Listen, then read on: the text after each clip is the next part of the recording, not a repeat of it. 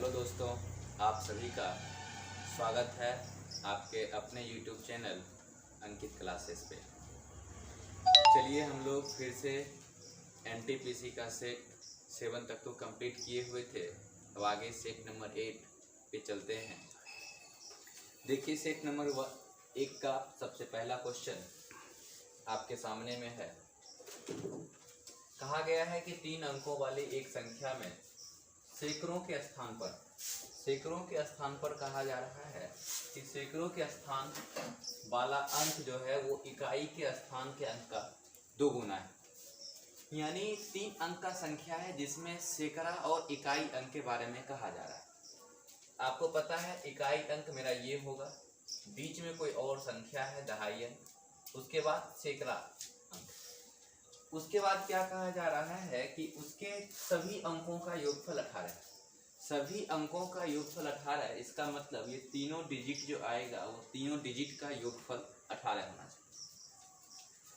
उसके बाद कहता उसके अंकों को उलट दिया जाए तो वह संख्या 396 कम हो जाएगा। यानी जो 3 अंकों का संख्या है उसको अगर उलट करके हम लिख देते हैं तो अंतर जो आएगा वो अंतर कितना का होना चाहिए, 396। यानी पहले की अपेक्षा 396 कम हो जाता है। तो कहता है उस संख्या के सैकड़ा अंक वाले और दहाई अंक का अंतर कितना होगा, ये आपसे पूछा गया है। चलिए हम लोग देखते हैं, अब क्वेश्चन को सॉल्व करते हैं। कैसे सॉल्व करें इस क्वेश्चन को जल्दी।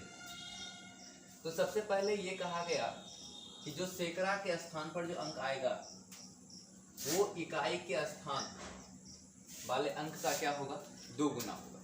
2 गुना होगा, इसका मतलब अगर इकाई पर 1 अगर ले लेते हैं तो सैकड़ा पर 2 होना चाहिए। आगे और क्या क्या हो सकता है इस चीज को भी हम लोग जान लेते हैं। अगर ये 2 लेते हैं तो आपको ये वैल्यू क्या लेना पड़ेगा, 4 लेना पड़ेगा। आगे एक और लेके देख रहे हैं, अगर हम ये 3 ले रहे हैं तो ये वैल्यू आपको क्या लेना पड़ेगा, 6 लेना पड़ेगा। आगे बढ़ा जाए, अगर हम ये वैल्यू 4 ले रहे हैं तो आगे ये वैल्यू कितना लेना पड़ेगा, 8 लेना पड़ेगा। लेकिन अब आगे नहीं ले पाएंगे, क्यों? क्योंकि अगर हम ये इकाई अंक पर 5 ले रहे हैं तो सैकड़ा पर तो हम 10 नहीं बैठा सकते, ये तो बैठेगा नहीं। क्योंकि अगर आप 10 ले रहे हैं, एक दहाई अंक का संख्या होगा तो 4 अंकों का संख्या बन जाएगा। और बनाना हमको कितना अंकों का है, 3 अंकों का संख्या बनाना है।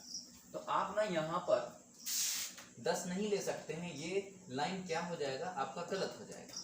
तो इस लाइन का प्रयोग हम नहीं कर सकते हैं। अब आपको करना है ये 4, 1 2 3 4, इसी चारों में कोई ना कोई संख्या बैठेगा। बस जो क्वेश्चन में दिया हुआ है सिर्फ उसको ना आप बैठाने का कोशिश कीजिए, आंसर तो खुद आ जाएगा। वो क्वेश्चन में क्या कहा गया कि सभी अंकों का योगफल 18 होना चाहिए। अगर हम इसको 2 और इसको 1 लें, दोनों को जोड़ने पर कितना, 3। तो क्या बीच में यानी दहाई अंक पर क्या हम 15 बैठा सकते हैं, नहीं। यानी ये भी मेरा क्या होगा, नहीं। आप सेकेंड नंबर पर आइए, 4 और 2 मिलकर कितना, 6। अगर इकाई अंक और सैकड़ा के अंक का योगफल अगर 6 हो रहा है तो दहाई अंक पर आपको लाना पड़ेगा 12। हम दहाई अंक पर तो 12 ला नहीं सकते हैं, क्योंकि दहाई अंक पर तो हमको 1 डिजिट का वैल्यू लाना पड़ेगा, तो वो भी नहीं आएगा। और ये भी आपका क्या हो जाएगा, गलत। अब आपके पास मात्र 2 ऑप्शन बचा हुआ है, इसको भी आप देखिए बैठा करके। अगर हम 6 ले रहे हैं और 3 ले रहे हैं तो 6 और 3 कितना, 9। और तीनों का योगफल क्या क्वेश्चन में कहा गया, तो 18 कहा गया। तो आप बताइए कि अब आपके पास ये दोनों का अगर जोड़ दिया जाए तो 9 हो रहा है। तो क्या इस बीच में हम 9 बैठा सकते हैं, तो हाँ ये बीच में 9 बैठ सकता है। आगे फिर क्वेश्चन में एक लाइन और था आपका, 8 और 4 दोनों को अगर जोड़ दिया जाए तो 8 4 12, तीनों का योगफल 18, तो बच गया कितना, 6। तो हम बीच में 6 भी ला सकते हैं। अब आप ये बात देखिए कि ये दोनों में से कोई ना कोई आंसर होगा। एक लाइन आपको और दिया गया है, वो लाइन क्या कहा गया कि अगर हम संख्या में उलट दिया जाए तो वह संख्या 396 क्या हो जाएगा, कम हो जाएगा। आप उलट करके तो देख लीजिए, उलट करके हम देख लेंगे। आप खुद बताइए, उलट कर देखने के बाद क्या 396 कम सच में हो रहा है? आप बताइए कि अगर हम इस संख्या को उलट दें, ये 693 को उलट दें तो ये वैल्यू 300 कितना होगा, 96। और 693 में से 396 को घटा दें, 693 में से 396 नहीं, ये सही है। 3 9 6 उलट देने पर भी 396 ही आएगा। क्या घटाने पर 396 मिलेगा? तो नहीं मिलेगा। अब देख सकते हैं 6 9 3, क्या घटाने पर 13 में से 6 गया तो 7, जो आ ही नहीं रहा है, तो ये होगा नहीं। एक ये बच गया, आप इसको भी देख सकते हैं। अगर इस संख्या को हम पलट दें, आपका 4 6 और 8, और आपका संख्या कितना था? तो 8 6 और 4। क्या ये दोनों का अंतर क्या 396 है? तो आप चेक कर सकते हैं। 14 में से 8 जाएगा तो क्या बचेगा? 6 बचेगा। ये नहीं लग रहा है, हम लेंगे एक इधर, ये कितना होगा? 15। 15 में से 6 जाएगा तो क्या बचेगा? 9। ये बचा 7। 7 में से 4 जाएगा तो क्या बचेगा? 3। और यही इस क्वेश्चन का आंसर भी दिया हुआ था। तो अब आप बताइए, क्या हम ये संख्या को ले सकते हैं? तो हाँ, ये संख्या को हम ले सकते हैं। क्वेश्चन का आंसर क्या चीज पूछा? कहा सैकड़ा अंक और दहाई अंक का अंतर कितना होगा? तो सैकड़ा का अंक 8 और दहाई का अंक 6, दोनों के बीच जो अंतर आ रहा है वो अंतर कितना का आया? तो अंतर जो आया वो अंतर 2 का है, और यही इस क्वेश्चन का आंसर है। आप इस क्वेश्चन को XYZ मान करके नहीं बनाइए। इस क्वेश्चन में जो भी डाटा दिया हुआ था वो डाटा को आप पहले बैठा दीजिए, क्या क्या हो सकता है, क्या नहीं होगा, ये बात खुद पता चल जाएगा। जो नहीं होगा उसको काट के आप हटा दीजिए। चलिए हम लोग आते हैं क्वेश्चन नंबर 2 पर। सेकेंड नंबर क्वेश्चन में क्या कहा जा रहा है?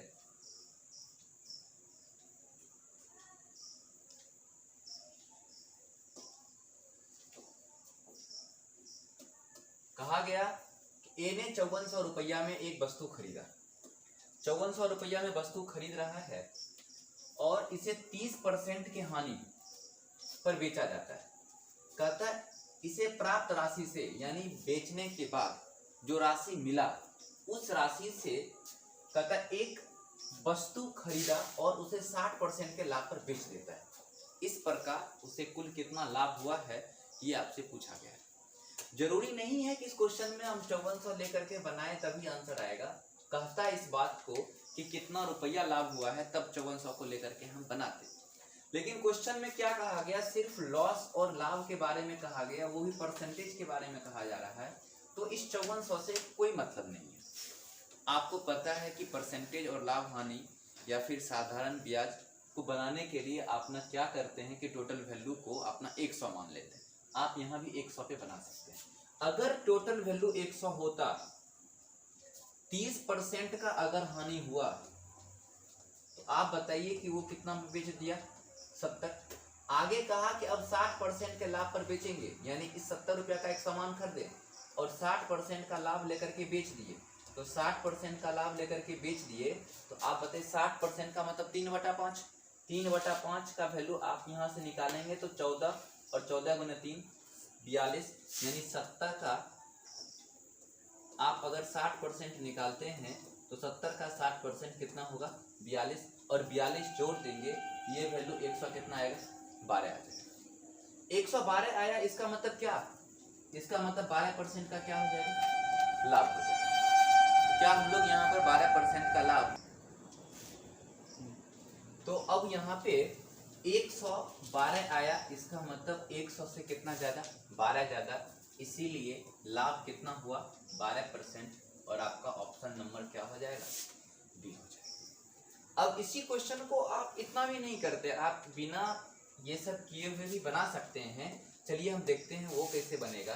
क्वेश्चन में कहा गया कि पहले 30% का हानि हुआ तो -30, आगे कहा 60% का लाभ ले लेंगे तो +60। आप प्लस माइनस क्या करेंगे? माइनस। 30 गुने कितना? 60, और बट्टा में क्या? 100। आप बताइए, 00 से 00 कैंसिल, 30 और 60, इसका मतलब प्लस में क्या? 30, और माइनस 6 गुने 3 कितना? 18, इसका मतलब 12, और ये 12 किस में आया? प्लस में आया।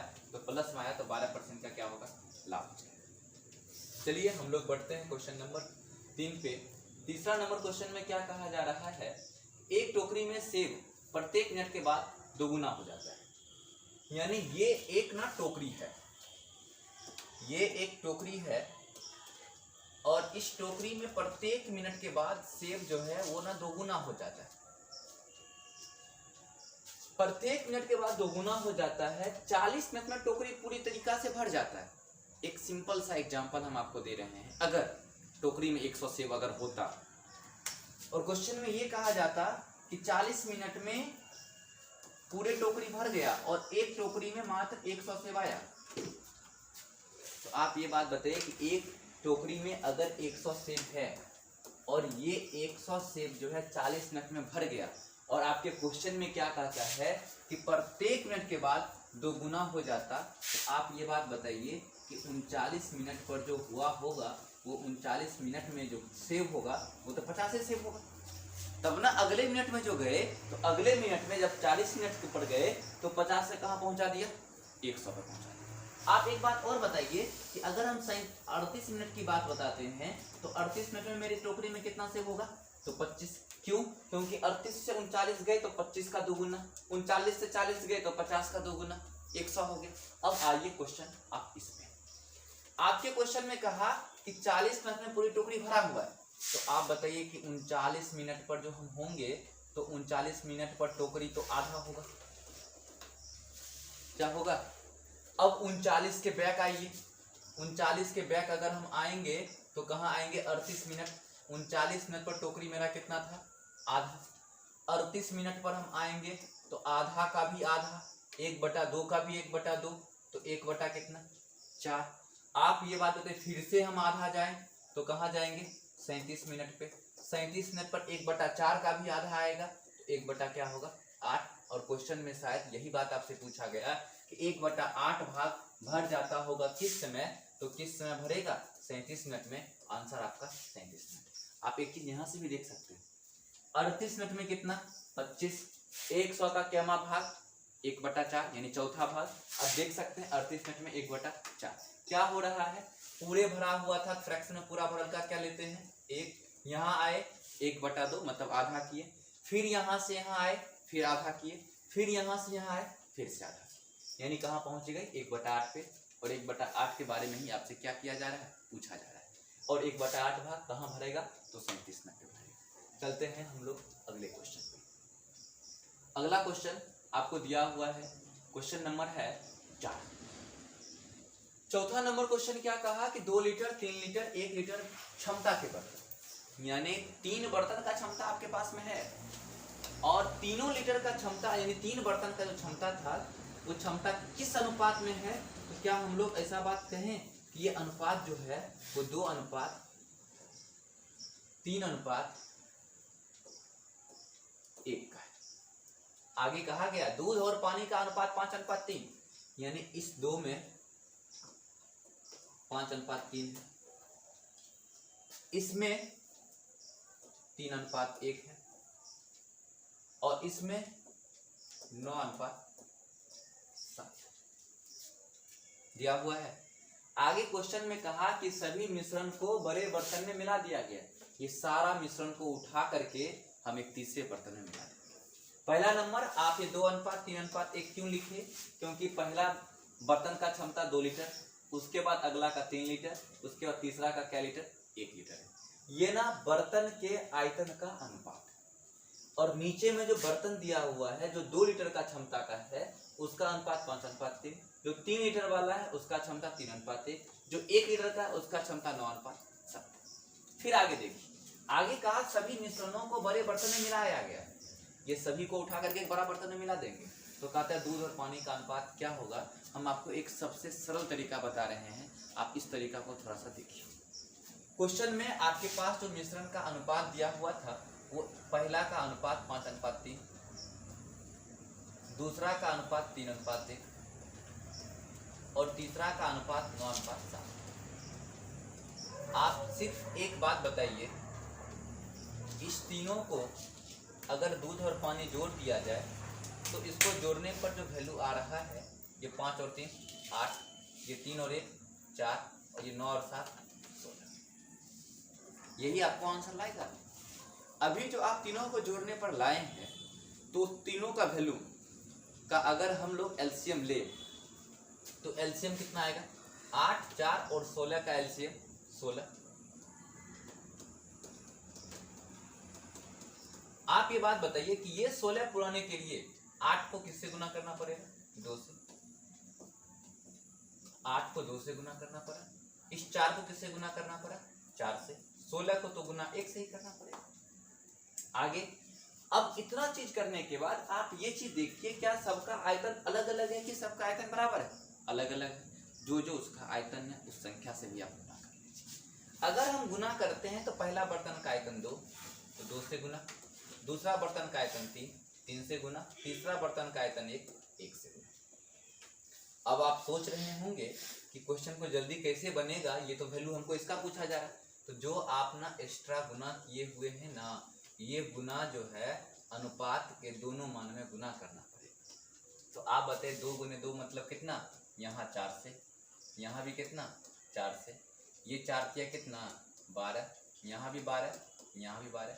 उसके बाद ये तो 1 से ही गुना करना पड़ा, तो 1 से सबको जोड़ दीजिएगा ना, तो आंसर आ जाएगा। क्या आंसर ला सकते हैं? देखिए 5 चौका 20, 12 तिया 36, 9 एकम 9, इसका अनुपात इधर आते हैं 4 तिया 12, 12 एकम 12 और 7 एकम 7। क्या होगा? तो आप यहाँ देख रहे होंगे 20 और 36 और 9 36 9 45 45 20 65, 12 12 24 24 और 7 मिलकर कितना? 31। और यही आपका आंसर। ये मिश्रण का क्वेश्चन है और सबसे आसान तरीका इसका यही है बनाने का। चलते हैं हम लोग अगले क्वेश्चन पे। क्वेश्चन नंबर 5 देखा जाए। 5वां नंबर क्वेश्चन में क्या कहा गया है?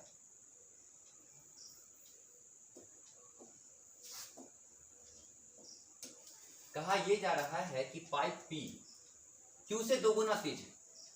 ये तेज यानी इफिशिएंसी के बारे में कहा जा रहा है, काम करने के स्पीड के बारे में कहा जा रहा है। और Q जो है ना वो R से 2 गुना है। तो कहता है PQR द्वारा एक टंकी को भरने में लगने वाला समय का अनुपात। एक चीज आप ध्यान रखिए, जब समय का अनुपात कहा जाए और उसके काम करने का स्पीड के बारे में कहा जाए, तो स्पीड के रेशियो का जस्ट उल्टा रेशियो जो है वो समय का होगा और समय का जस्ट उल्टा स्पीड का हो जाएगा। तो आप ना एक लाइन में ही इसको कोशिश कीजिए लाने का। आप ये बात बताइए P, Q और R के बारे में जो है वो तेज के बारे में जो कहा जा रहा है, काम करने का जो स्पीड के बारे में कहा गया, तो आप ना इसके स्पीड के बारे में देखिए। कहा P जो है वो Q से 2 गुना है, P Q से 2 गुना है, बहुत अच्छा बात। Q जो है R से 2 गुना है, Q जो है वो R से 2 गुना है, ये भी बहुत अच्छा का बात। अगर R 1 ले लें तो Q 2 होगा और ये कितना होगा? 4। आगे आप ये बात बताइए कि अब इसका टाइम का जो रेशियो आएगा, क्या इसका जस्ट उल्टा होगा? तो आप ना कह सकते हैं कि हाँ उल्टा होगा। तो 4 का उल्टा कितना? 1/4। 2 का उल्टा कितना? 1/2। 1 का उल्टा कितना? 1/1।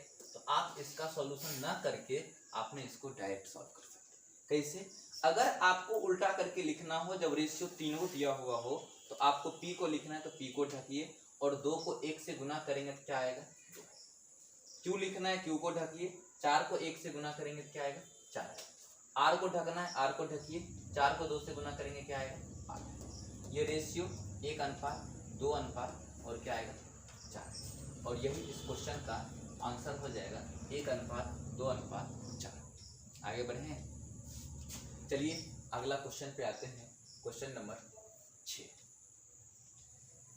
6 नंबर क्वेश्चन में क्या कहा जा रहा है?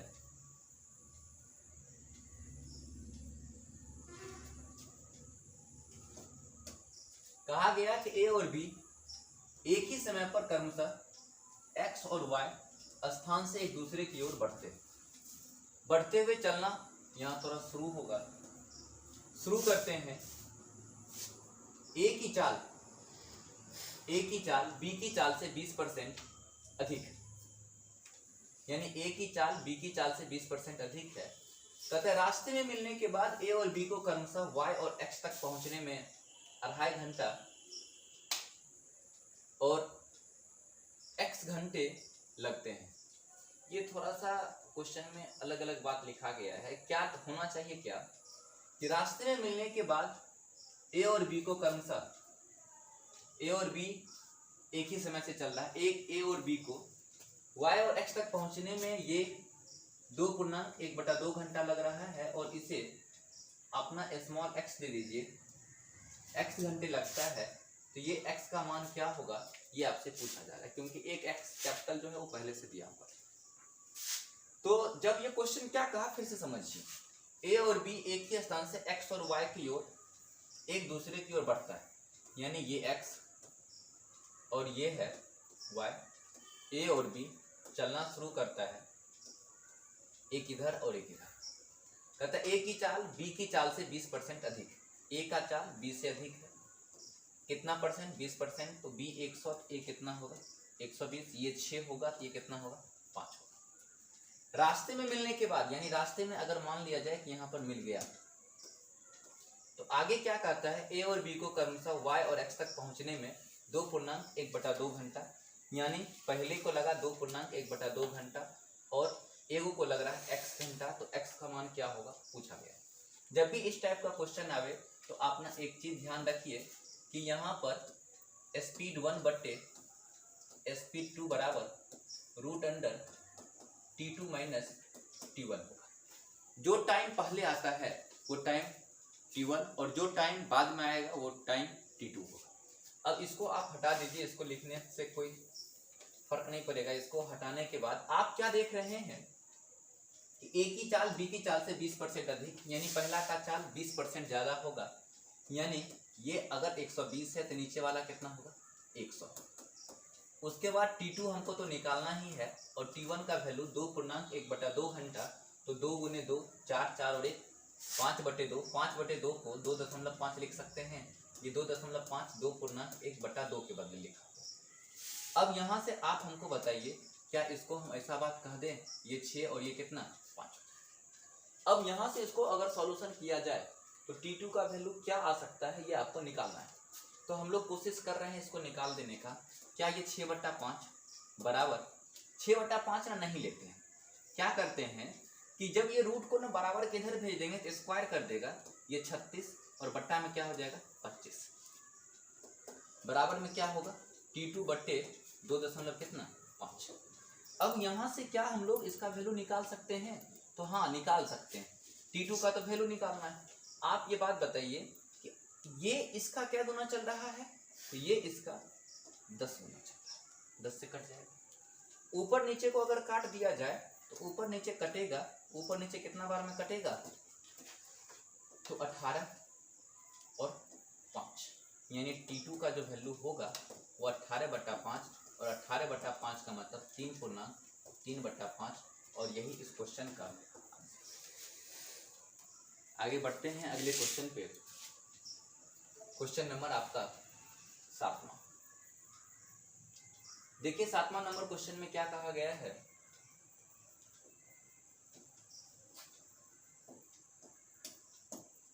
एक विद्यालय में विद्यार्थी की कुल संख्या 640, यानी टोटल स्टूडेंट 640। 640 में क्या लड़का और लड़की दोनों।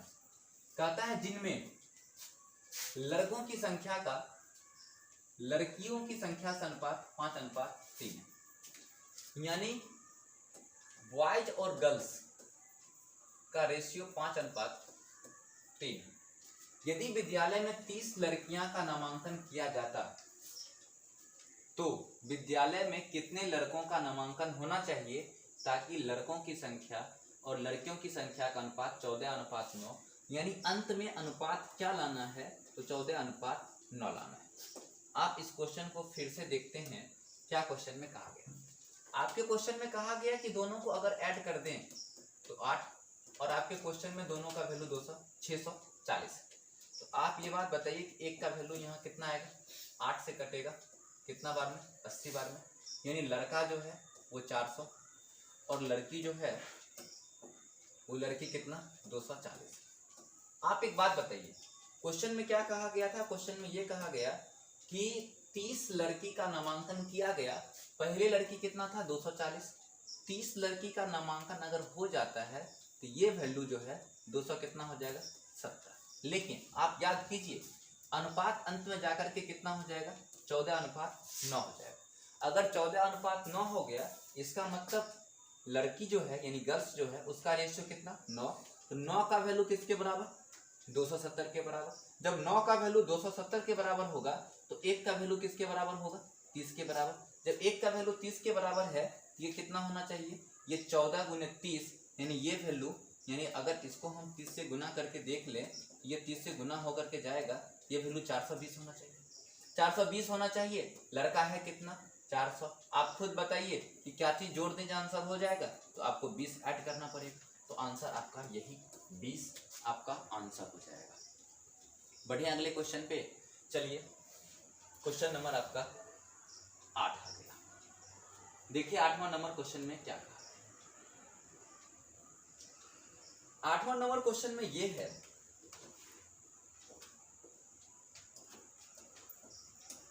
कहा गया कि त्रिभुज के एक कोण कितना, यहां ना 55 डिग्री होना चाहिए, 55 डिग्री है। आगे क्वेश्चन में क्या कहा, यदि अन्य दो कोण 9:16 के अनुपात में है तो कोण ज्ञात कीजिए। ये सारा डिग्री में होगा, ये डिग्री में नहीं दिया हुआ है। अब देखिए ये क्वेश्चन में क्या कहा, एक कोण 55 डिग्री। अगर त्रिभुज की बात है तो त्रिभुज में तीनों कोणों का योग क्या होना चाहिए? तो 180 डिग्री होना चाहिए। इसमें से एक कोण 55 हो गया, तो आप ये बात बताइए कि दूसरा कोण प्लस में तीसरा कोण, ये दोनों मिला करके कितना होगा? 125 का है, क्योंकि ये वैल्यू 180 में से 55 डिग्री घट जाएगी। लेकिन ये दोनों का मान 9 अनुपात कितना? 16। तो आपको पता है 16 9 कितना हो जाएगा? 25। और 25 का वैल्यू किसके बराबर? 125। तो 1 का वैल्यू किसके बराबर? 5 के बराबर। जब 1 का वैल्यू 5 हो जाएगा तो 9 का वैल्यू कितना? 45। और 16 का वैल्यू कितना? 16 × 25 80। शायद यही आपसे पूछा गया और यही आपका क्या होगा? आंसर। आंसर कितना? 45 और 80।